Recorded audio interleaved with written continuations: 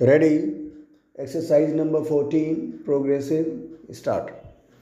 It has been observed by planners and demographers that beyond an optimum level of urbanization, the rate of depletion of the surrounding hinterland becomes faster, eventually causing decay in urbanization and urban poverty.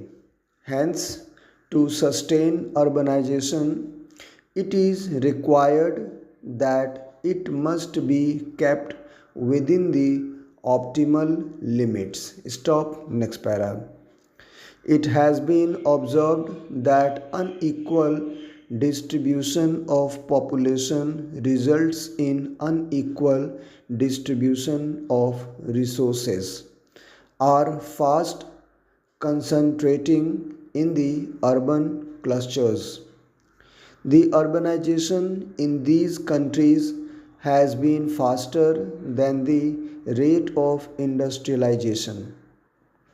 It is more due to rising concentration of population. This has led to urban poverty, social tension, and crime. Unfortunately, when industrialized countries are giving up the large city norms, the developing countries are still continuing on the same trend. By 1990, 18 out of 24 largest cities of the world were in these countries. During the International Conference on Population and Development in 1994, it was apparent that there was greater realization among the developing countries about the interrelationship between the population and development. Low levels of technological progress coupled with rapid population growth was placing immense strain on the social and economic programs. There was unanimity on the issue that population growth must be balanced with sustainable socio-economic development and the regenerative capacity of the natural environment. Stop, next para. It must be realized that the present generation of man is the trustee of entire biodiversity. We are also the custodians of the interests of future generations. Our teeming numbers can grow only at the cost of delicate balance in nature. A future increase in our numbers will encroach greatly upon the chances of our future generations. Stop, next para. It is observed that persistent, widespread poverty and serious social inequalities do influence population growth and its distribution. Therefore, it is sought that the population should be integrated as a major issue in the development strategies and planning at all levels. All our calculations and policy initiatives will go haywire if we fail to integrate population issue in the broader development strategy. Stop, next para. There is now a distinctive rise in social awareness on population issues. Majority of countries have formulated their respective comprehensive population policies, and population has become an issue high on their national agenda. In our campaign against the numbers, our focus has been to control the birth rate and linkage to a small family. We emphasize linkage between a small family norm and greater opportunities for human resources development. Beyond economic logic and policy, the problem has its sociological dimensions as well. We will have to focus on the major sociological factors that can influence the population issue. Social attitudes towards women is one such factor. Traditionally, women are deprived of a role in decision making at all levels, from family to the highest policy making fora. This attitude has to be changed.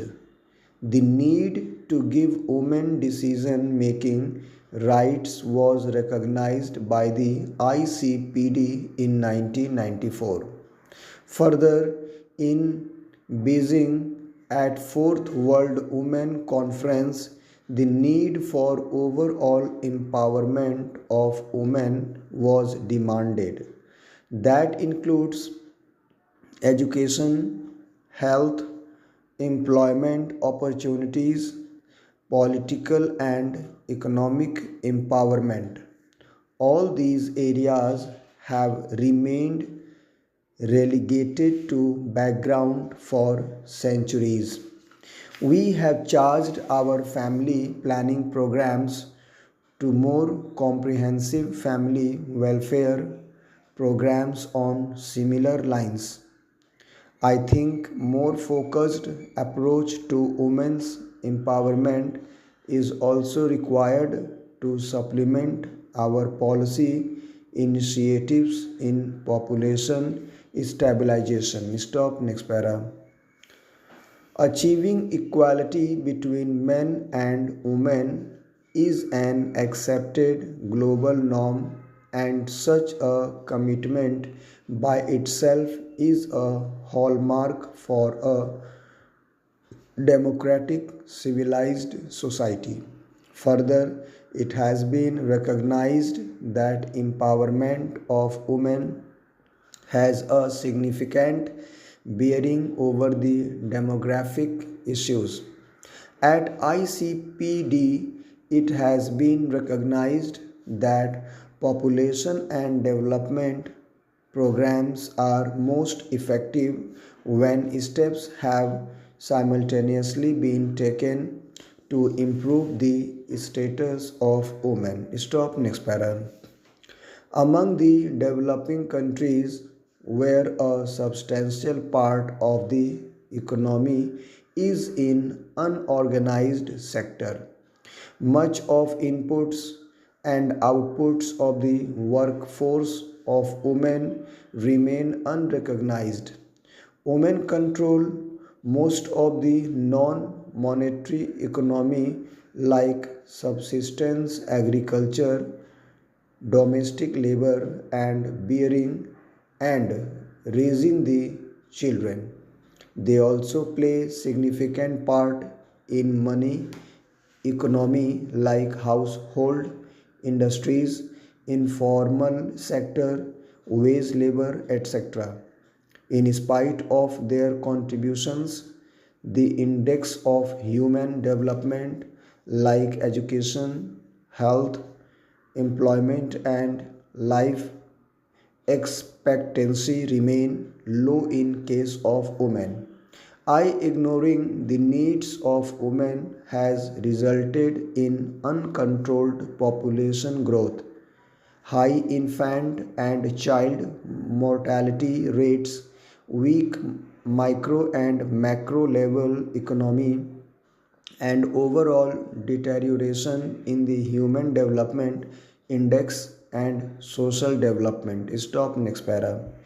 Though they remain the basic cohesive force in the family and are the custodian of values in a traditional social milieu, women have few choice in life outside the marriage and bearing and rearing of children.